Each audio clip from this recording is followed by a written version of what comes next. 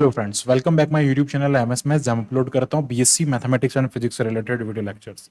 इस वीडियो में बात करने वाला हम यहाँ पे रियल एनालिसिस के टॉपिक के बारे में, जिसमें हम बात करेंगे यहाँ पे रिमान इंटीग्रेशन के बारे में।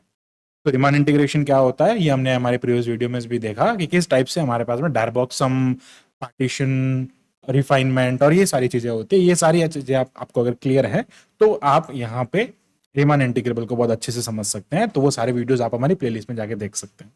रिमान इंटीग्रल बेसिकली डेवलप किया गया था मैथमेटिशियन जो थे, जिनका नाम बर्नहार्ड रिमान था, ये उनका नाम था, और उन्हीं के नाम पे इसको रिमान इंटीग्रेशन नाम दिया गया था। तो जो रिमान भाई साहब जो थे, बेसिकली उन्होंने जो डेफिनेशन दी थी ना, ये इंटरवल्स में, बेसिकली अगर मैं आपको कहूँ एक इंटरवल ए बी जो है, इस ए बी इंटरवल के अंदर मान लीजिए इस टाइप से ये ए बी इंटरवल है, तो इसके अंदर जो इसका इंटीग्रेशन होता है, बेसिकली ये इसका एरिया होता है। इंटीग्रेशन हम कैसे फाइंड करते हैं, इसमें अलग अलग स्ट्रिप्स होती है। तो इस इंटीग्रेशन की जो डेफिनेशन दी थी ओवर द इंटरवल, वो इन्होंने एक्यूरेट डेफिनेशन बताई थी एक इंटीग्रल की।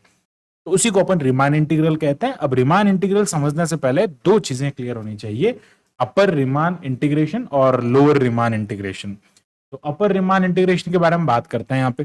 तो बेसिकली अपर रिमान इंटीग्रेशन का क्या मीनिंग होता है कि अगर आपके पास में f कोई एक रियल वैल्यूड फंक्शन है, बाउंडेड रियल वैल्यूड फंक्शन है एंड डिफाइन है ए बी इंटरवल पे, then the upper Riemann integration जो होता है उसका मतलब होता है ये, उसको डिनोट इस टाइप से करते हैं, इंटीग्रेशन a टू b, और b के ऊपर यहां बार लगाया जाता है।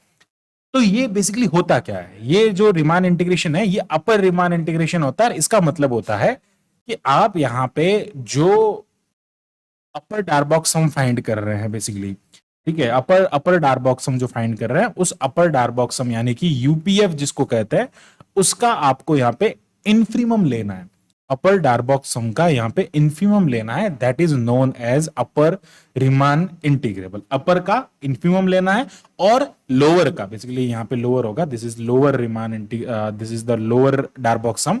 ये अपर डायरबॉक्स सम हो जाएगा और वो लोअर डायरबॉक्स सम हो जाएगा। तो जब अपर डायरबॉक्स सम का इन्फीमम लिया जाएगा, इसका अगर हम इन्फीमम लेंगे तो ये जो होगा वो अपर रिमान इंटीग्रेशन होगा, और लोअर रिमान इंटीग्रेशन में supremum of lower Riemann sum जो है इसका सुप्रीमम लेना होगा। So this is known as upper Riemann integration and lower Riemann integration.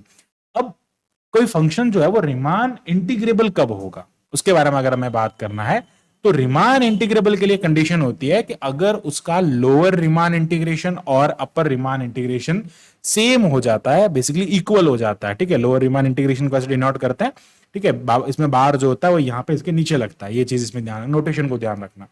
So now let's suppose that f is a function defined over the closed interval a b. Suppose f is non-negative real valued कह सकते हैं, basically continuous function है, और ये Riemann integrable होता है if and only if upper Riemann integrable is equals to lower Riemann integrable.